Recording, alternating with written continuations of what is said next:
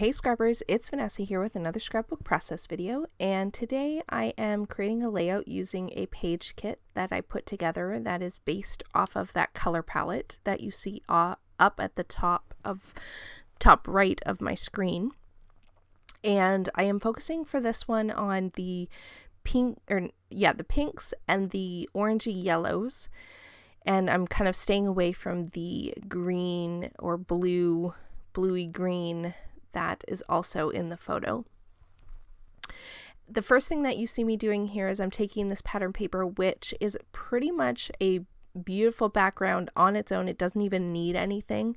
I do add a few white splatters with some Mr. Huey, but that is it. That pattern paper is stunning. I honestly can't remember who that pattern paper is by, but it's been in my stash for quite some time. And I loved how it looked with this color palette, and it is beautiful. So that will be my background, which I will mount or mat on that yellow piece of cardstock. So while that background is drying, I am going to work on matting my photo, which is going to be matted with several just pattern papers that were from my stash that I threw in this kit that all worked with the colors. And so I have this piece of packaging from Elle Studio, that's the first mat, and then I put a doily, and then I also have a couple of scrap pieces of pattern paper that I'm just going to mat behind that photo. A couple of them do not go all the way around, and then I have a couple that will span all the way around the photo. So just to give it some interest, I have a couple of different layers with these pattern papers. And the very last pattern paper is, I believe, also one from Studio Calico, and that will be sort of the one pattern paper apart from that text print that will go all the way around and kind of keep the entire photo cluster grounded by having that one piece of pattern paper that goes all the way around the photo mat.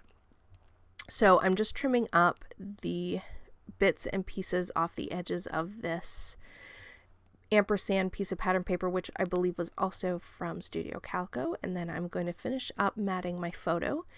This photo is of my family, and we were at Epcot for the Festival of the Arts, which is in January, and so I took this photo as we were going into the park. There was no one around, so it worked out perfect to be able to grab this photo with no one in it, and I got cute little figment in the background, so I absolutely love how this photo turned out. And I will let you know if you see my hands moving wildly or I stop and nothing seems to be happening for a few seconds of the video. I am on a video call with my niece and we are scrapbooking, so we're chatting, and so that's why you kind of see me stop and start, and my hands I'm talking with my hands, so I'm kind of flailing them around. It looks on video, but that is what I'm doing, so I do apologize if it's a bit distracting, but I did decide to go ahead and turn the camera on while we were creating, and I figured that I could turn this into a process video since I did like the end result. It took a little bit for me to get to the final layout, but I am really pleased with how it turned out. Now that my photo is down and my background is dry, I am going to play with building some clusters.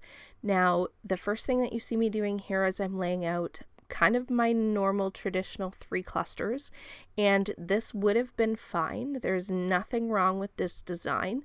It doesn't look bad. It looks good. I like it, but the whole time I'm doing this, I'm feeling like it's kind of boring. Like, I feel like this is what I always do, and that it wasn't doing the background justice. Like, I loved the background and that pattern paper, and I wasn't happy. So the whole time I'm playing with this, I'm trying to figure out what I want to do with these clusters, and I'm just not loving it. But I'm going to build out the clusters, and I do keep this top cluster that you see me playing with right now.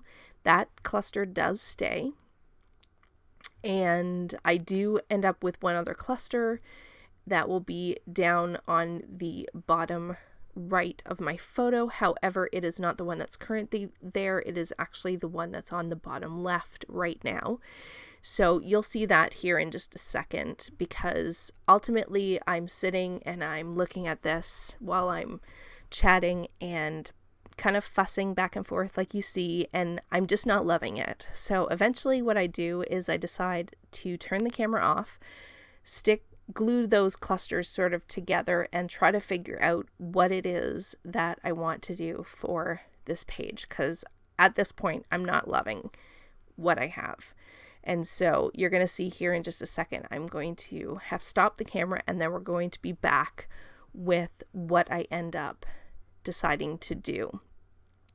And so here I'm back. I've put the two clusters where I knew I wanted them, and what I ended up doing was going to my cut files, and I found this one, and I want to say it is from the Creative Cuts Club, but it might have been one I cut from my silhouette on my own. I honestly can't remember. So it's one of the two. But needless to say, I saw this and I knew I didn't want to back it because I didn't want to cover up that beautiful background paper. But I felt like when I put this down, it was what the layout needed. It was missing some sort of other element in the background. And I loved the look of the stars. So I had this and I decided to put it sort of on a diagonal so that I would have the stars at the top and then sort of diagonally at the bottom. And once I did that, I really love how this layout turned out. So now you're just going to see me taking the other bits and pieces that I have off to the right, and I'm just going to kind of play with these embellishment clusters and see if there's anything else that I want to add. I do find a few bits and pieces like some epoxy stickers and some other little stickers. I have this Maggie Home sticker sheet, and I've stuck some other bits and pieces to the sticker sheet itself. But these stars that you see me dotting around right now, those were the last stickers from that sticker sheet that I actually had from the original. So yay me for finishing a sticker sheet. It took quite a while, but it is finally killed. And I'm going to also take some other stars that I had stuck to that sticker sheet and dot those in each of the clusters. I put some of them on the actual cut file itself. And like I said, I really do love how this turned out in the end. Here is where I am starting to build my title, and at first I thought I was going to use those gold thickers. However, I was missing a letter, and so I had to abandon that idea, and I went to these orange glitter flat stickers, which I have no idea where these are from. They are very, very old, and they've been in my stash for forever. And so I decided that I'm going to use these for my title, and now you're going to watch me build my title. And keep in mind that the whole time that I'm doing this, I'm chatting, and so I'm not really, I know I'm using this as for my title, but I'm not really paying attention. So you will see, and it's kind of hard to see it on camera right now because off camera you can actually see these letters on the layout really well, but on camera you can't really see it. It doesn't show up quite as well. But if you can catch it, you're going to see that as I'm building my title here, I'm going to spell this word wrong. And what I'm trying to spell is the word picture. However, I am not paying attention because of course I'm talking, and so I'm kind of just going along. So at first I don't realize that I've spelt this word wrong until in just a few minutes, I'm going to put the rest of the letters down and then realize that I need to move this title over, and then that is where I go, oh, I'm missing a letter, because I'm not, of course, not paying attention. And so it does take me a second, so don't worry, you don't have to yell at the screen. Don't worry, I realize it right here. That, look at that, I have spelt this word wrong and it needs to move a little bit. So here's where I go and grab the other letter that I know I'm missing, and that will fix my title. I also contemplated putting it down there at the bottom, but ultimately it goes back up here to the top because I really do like the placement of this word for the title at the top. And so you're going to see me stick these all back down, this time including the C. And then we are going to go ahead and get this layout finished. So I'm just going to fuss around, like I said, for just a second or two more with the letters and these clusters.